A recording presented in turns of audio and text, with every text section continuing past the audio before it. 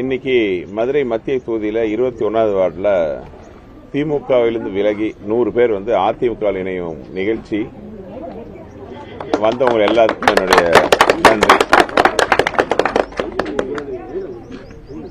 உங்களுக்கே தெரியும், மதுரை மத்திய தொகுதியில் இரட்டை இலை சின்னத்தில் வேட்பாளராக நான் இருக்கிறேன். வந்த உடனே வந்து என் மேல வந்து ஒரு பெரிய ஒரு பிரச்சாரத்தை ஒன்று ஆரம்பிச்சாங்க. நான் அந்த மாதிரி வெளியூர்காரன்ட்டு. இப்ப அந்த பிரச்சாரம் பிசுபிசுத்து விட்டது. ஏன்னா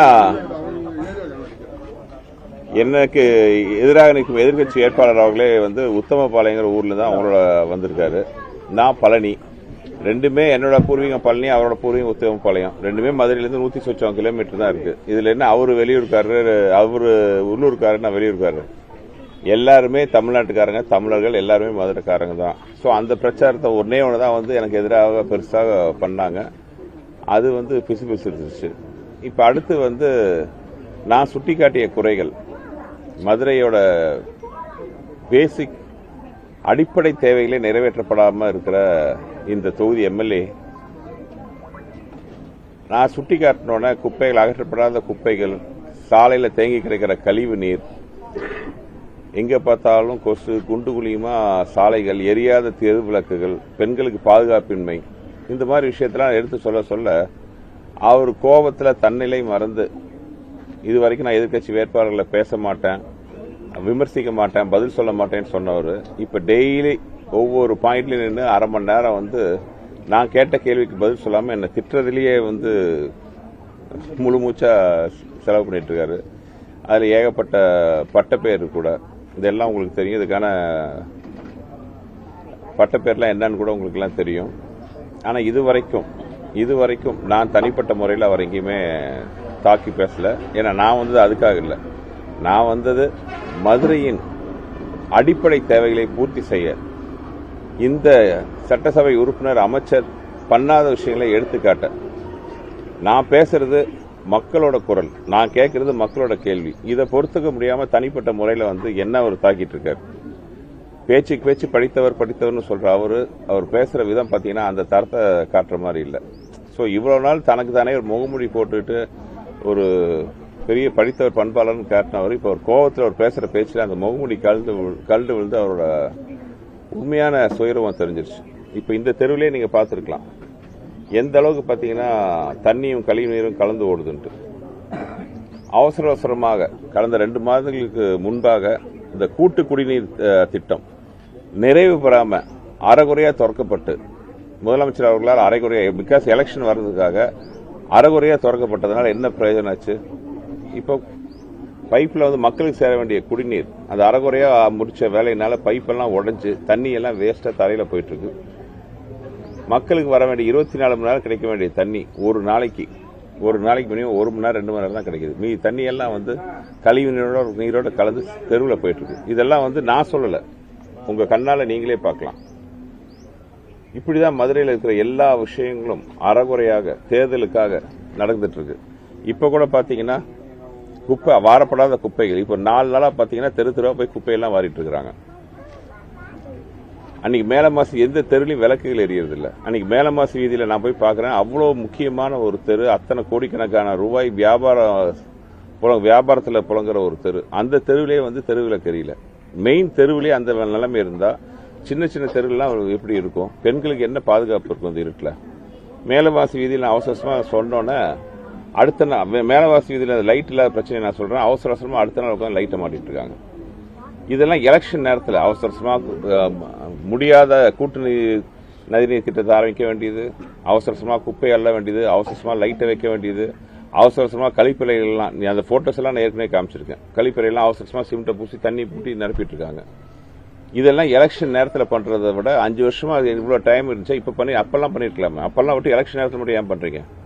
இந்த 5 வருஷமா தொகுதி மக்களோட குறைகளை கேட்க வராத இந்த தொகுதி உறுப்பினர், சட்டமன்ற உறுப்பினர் இப்போ ரோட்டுக்கு ரோடு வந்து எல்லாத்தையும் பார்த்துட்டு இருக்கு, என்ன பத்தி திட்டிட்டு இருக்காரு. சோ மதுரை மக்கள் இதெல்லாம் பார்த்துட்டு தான் இருக்காங்க. மதுரை மத்திய தொகுதி மக்கள் இதெல்லாம் பார்த்துட்டு இருக்காங்க. எலெக்ஷன் நேரத்தில் மட்டும் வர்ற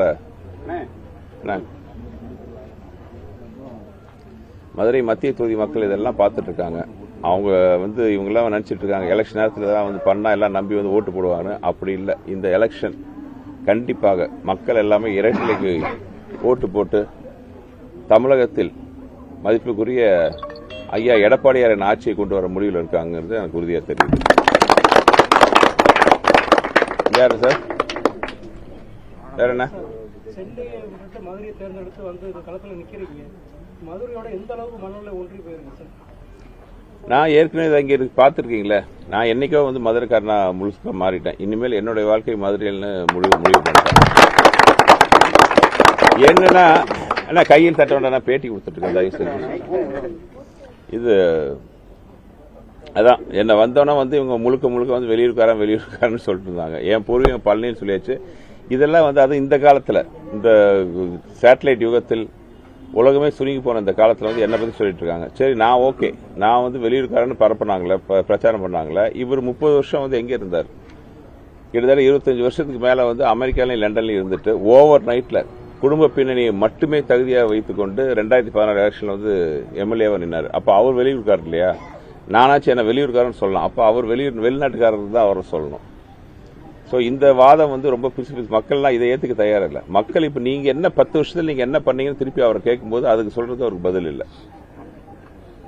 ஓகேண்ணா, வேற ஏதாச்சும்? வந்து தொடர்ந்து அவர் பயணிக்கிறாரு. தன்னுடைய செயல் திட்டங்கள்லாம் சுட்டிக்காட்டி சமூக வலைதளங்களை விஷுவலாகவும் கொடுக்குறாங்க. பேசும்போது இந்த திட்டங்கள்லாம் நான் பண்ணியிருக்கேன், பாஸ்ட் அண்ட் கரண்ட் அப்படின்றதெல்லாம் எக்ஸ்பிளைன் பண்ற மாதிரி கம்பாரிசன் பண்ணி வீடியோ வெளியிடுறாங்களே, அது எப்படி? மக்களுக்கு வந்து ரிசல்ட் தான் தேவை. அதாவது சும்மா ஏற்றளவில் வந்து நான் அதை பண்ணேன் இதை பண்ணேன்னு இல்லை. நீங்களே பத்திரிகையாளர்களே பார்க்கலாம், ஒவ்வொரு இடத்துலையும் போய் பார்க்கலாம் எந்த நிலைமையில் இருக்குன்ட்டு. ஒரு 4 நாளைக்கு முன்னாடி தத்தநேரியில் ஒரு சலவியர் கூட எரிஞ்சிருச்சு. நான் அங்கே போய் பார்க்கும்போது ஷாக்காக இருந்துச்சு, பயங்கர அதிர்ச்சியாக இருந்துச்சு. என்னன்னா அந்த சலவை தொழிலாளர் சகோதர சகோதரிகளுக்கு அந்த சலவையர் கூடத்தில் தீ எரிஞ்சு பிடிச்சுக்கிட்டோன்னே அந்த தீயை அணைக்க கூட அங்கே தண்ணி இல்லை. எம்எல்ஏ நலத்திட்டத உதவியில் கட்டப்பட்ட சலவையர் கூடம். அது எதனால் தீ பிடிச்சதுங்கிறதெல்லாம் அது அப்புறம் தனியாக பேச வேண்டிய பெரிய விஷயம். நான் சொல்றது என் கண்ணால் பார்த்த விஷயம். அவங்க தீ பிடிச்சி எரியும் போது அவங்க வாழ்வாதாரத்துக்கு முக்கியமான துணிமணிகள், துவைத்த துணிமணிகள், இஸ்திரி செய்யப்பட்ட துணிமணிகள் அங்கே இருக்கு. அது கண்ணு முன்னாடி எரியுது. அது அணைக்க கூட அங்கே தண்ணி இல்லை. உங்களுக்கே தெரியும், சலவை தொழிலாளர்களோட அடிப்படை வாழ்வாதாரத்துக்கான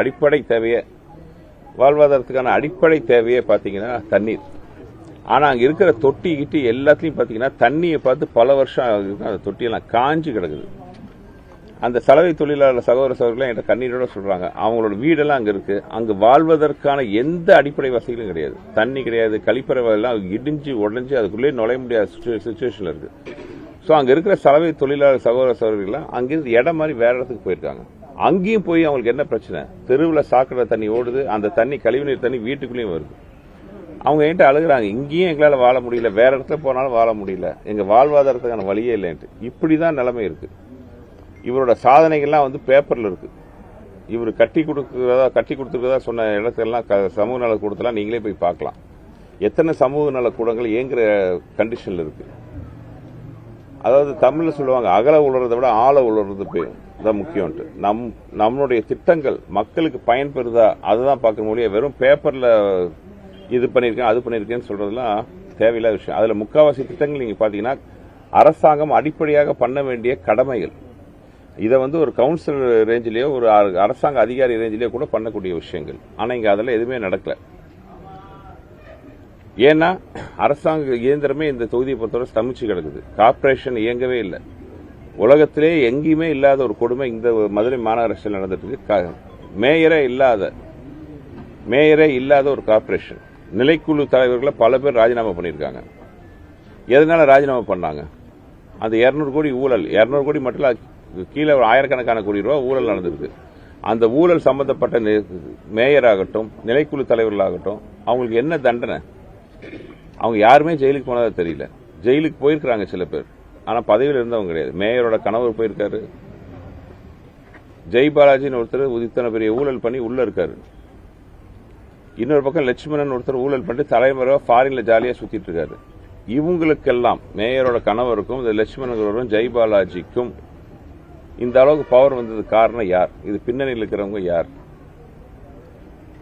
இதுக்கெல்லாம் பதில் சொல்ல மாட்டேங்கிறார். நான் வந்து சமூக நல கூட கட்டினேன், கழிப்பறை கட்டினேன் அவர் ஒரு சாதனையா சொன்னார். மீனாட்சி அம்மன் கோயிலை சுற்றி 3 கழிப்பறை கட்டியிருக்கேன். அதெல்லாம் ஃபோட்டோ ஆதாரத்தோடு தான் நான் காட்டினேன். யூஸ் பண்ணவே முடியாத அளவுக்கு தண்ணி வசதியெல்லாம் எல்லாமே அவ்வளோ கேவலமாக இருந்துச்சு. அது இப்போ அவசரமாக சிமெண்ட்டை போட்டு பூசி மெழுகிட்டு இருக்காங்க. இப்போ ஒரு வாரத்துக்குள்ள இதை தான் நான் கேட்குறேன். 5 வருஷமா என்ன பண்ணீங்க? 5 வருஷமா எதுவுமே பண்ணாமல் எலெக்ஷன் வருதுனால இப்போ மக்களை தேடி வரீங்க. அவசரமாக ரோட்டில் இருக்கிற குப்பைகளை அகற்றிட்டு இருக்கீங்க. அவசரமாக தெரு விளக்குகளை பொருத்திட்டு இருக்கிறீங்க. அவசரமாக சீரமைப்பு பணிகளை பண்ணிட்டு இருக்கிறீங்க. ஆனால் இப்போ உங்கள் கண்ணு முன்னாடியே நீங்கள் எல்லாம் பார்த்தீங்க. நான் நடந்து வர இடத்துலாம் பார்த்தீங்கன்னா கழிவு நீரும் சாக்கடை தண்ணியும் குடி தண்ணீர் கலந்து தெருவில் ஓடிட்டு இருக்கு. இந்த நிலைமையில தான் வந்து மதுரை மத்திய தொகுதி மக்கள் வாழ்ந்துட்டு இருக்காங்க.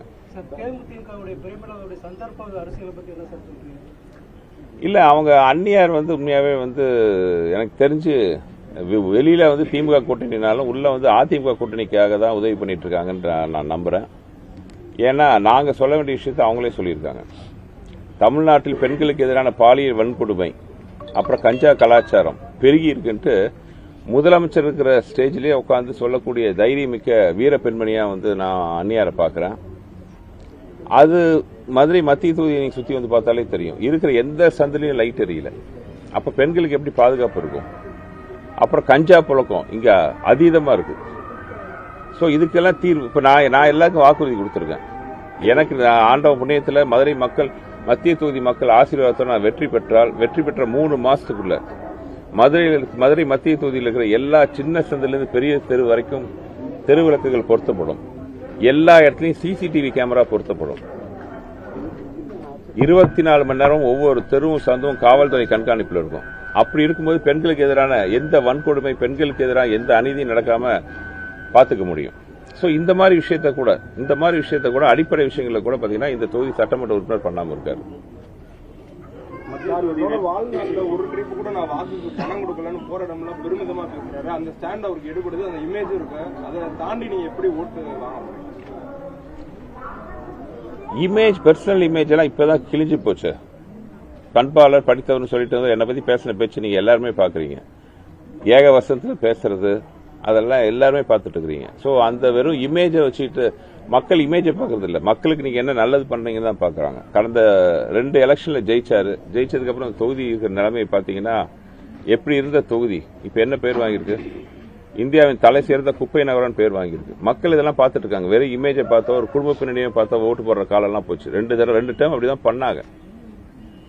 அப்படி படித்தவர்னு அறிவாளின்னு நம்ம சொல்றோம். ஓகே, கடந்த 5 வருஷத்துல 5.5 லட்சம் கோடி ரூபாய் தமிழ்நாடு அரசு கடன் வாங்கியிருக்கு. இவரு 2 வருஷம் நிதி அமைச்சரா இருந்திருக்காரு. அப்படி அவ்வளவு எபிஷியண்டா இருந்தவர் 2 வருஷம் நிதி அமைச்சரா இருந்தவர் ஏன் அந்த பதவி விட்டு முதலமைச்சர் தூக்குனார்? அதுக்கான காரணத்தை சொன்னாங்களா? அப்ப அவரோட இன்எபிஷியன்சியா? கட்சி பதவியில ஐடி விங் செக்ரட்டரியா இருந்தாரு. அந்த போஸ்டையும் அவர்கிட்ட பறிச்சு அவரோட சீனியர்ட்ட கொடுக்கல, அவரோட ஜூனியர்ட்ட தான் கொடுத்திருக்காங்க. அப்போ அரசாங்க பதவியிலையும் அவரோட எஃபிஷியன்சி முதலமைச்சருக்கு திருப்தி தரலையா? கட்சி பதவியிலையும் அவரோட எஃபிஷியன்சி முதலமைச்சருக்கு திருப்தி தரலையா? இவ்வளவு படித்தவர் அறிவாளின்னு தன்னைத்தானே சொல்லிக்கிற அவருடைய பதவி ஏன் கீழிருக்கப்பட்டது? நல்லா படிக்காத ஸ்டூடெண்ட்டை தான் ஃபெயில் ஆக்குவாங்க. படிக்கிற ஸ்டூடெண்ட் எப்படி ஃபெயில் ஆக்குவாங்க? இதான் நான் கேட்கிற கேள்வி. வேட்பாளர்களை ஆதரிச்சு கட்சியுடைய தலைவர்களோ இல்ல முக்கிய பிரமுகர்களோ வரக்கூடிய நேரத்தில் வந்து பாத்தீங்கன்னா இப்ப தொடர்ந்து நேற்று வந்து பிரகாஷ்ராஜ் வந்து வாக்கு சேகரிப்பு ஈடுபட்டு மத்திய தொகுதி வேட்பாளர். இதுதான் வந்து ஒரு அருமையான முரண். என்ன வந்து சினிமாக்காரன், சினிமா சங்கி அப்படின்லாம் சொல்றவருக்கு இப்ப பிரச்சாரம் பண்றதுக்கு பாவம் ஒரு சினிமாக்காரர் தான் வந்து தேவைப்படுறாரு. அது என்ன வெளியூர்காரன்னு சொல்றாரு. வெளி மாநிலத்திலிருந்து கொண்டாந்து இறக்கியிருக்காரு என்ன அருமை நண்பர் திரு பிரகாஷ்ராஜ் அவர்களை. என்ன காரணம்? கட்சி தலைமையே வந்து இவரை கண்டுக்கல, இவரை கைவிட்டுருச்சுன்னு தான் நான் சொல்லுவேன். ஏன்னா அவங்களோட வருங்கால தலைவர் மதிப்பிற்குரிய துணை முதல்வர் திரு உதயநிதி ஸ்டாலின் அவர்கள் மதுரைக்கு வந்து இருக்கிற அத்தனை தொகுதியில பிரச்சாரம் பண்ணவர் மதுரை மத்திய தொகுதியில் வந்து மட்டும் பிரச்சாரம் பண்ணல. சோ அவரோட செல்வாக்கு அவரோட கட்சியிலேயே எந்த அளவுக்கு இருக்குன்ட்டு உங்களுக்கு எல்லாருக்குமே புரியும். இப்படிப்பட்ட நிலைமையில் இருக்கிற ஒரு 10 வருஷமா எதுவுமே பண்ணாதவர் ஒருவேளை இப்போ உட்காந்து எலெக்ஷன்ல நான் ஜெயிச்சு வந்து அதை பண்ணுவேன் இதை பண்ணுவேங்கிறாரு. சொந்த கட்சியிலே செல்வாக்கு இல்லாத இவர் நாளைக்கு என்ன மதுரை மத்திய தொகுதிக்கு நல்லது பண்ண முடியும்? ராஜராஜனோட அதிகமான கோயில்களுக்கு குடமுழுக்கு சேகர் பாபு செஞ்சிருக்காருன்னு கமலஹாசன் பேசியிருக்காரு. அது எப்படி? அவரே சொல்லிட்டார், அன்பே சிவம். Okay, thank you. பட்டா கொடுக்குறோம் சொல்லி பட்டா கொடுக்காம இருக்காங்க. பட்டா கொடுக்குறேன்னு பட்டா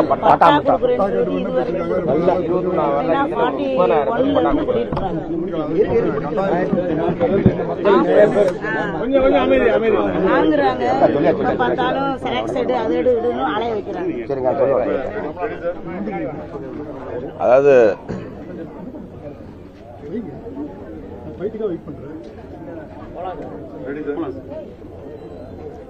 அதாவது மதுரை மத்திய தொகுதியிலே பாத்தீங்கன்னா எத்தனையோ ஏழை எளியவர்களுக்கு இலவச பட்டா கொடுக்குறேன்னு போன தடவை வாக்கு கொடுத்தாரு, அதுக்கு முதல் வாக்கு கொடுத்தாரு. இது வரைக்கும் அதுக்கான காரியம் நிறைவேறல. சில பட்டா கொடுத்த இடத்துக்கு கூட போய் கரண்ட் கனெக்ஷன் கேட்டா நீங்க போய் ரிஜிஸ்டர் பண்ணிட்டு வாங்குறாங்க. ரிஜிஸ்டர் பண்ணிட்டு பண்ற இடத்துக்கு போனா இல்ல இது எதுனா அதிகாரப்பூர்வமா இல்லைன்னு ப்ராப்பரான பட்டா கொடுக்கல. சோ மக்களுக்கு வந்து இந்த கோபம்லாம் இருக்கு. இதெல்லாம் வந்து விரைவில் அதிமுக ஆட்சி எடப்பாடியார் தலைமையில் அமைஞ்சோன்னு இதுக்கெல்லாம் ஒரு நல்ல தீர்வு கிடைக்கும் கண்டிப்பா நான் உறுதி கொள்கிறேன்.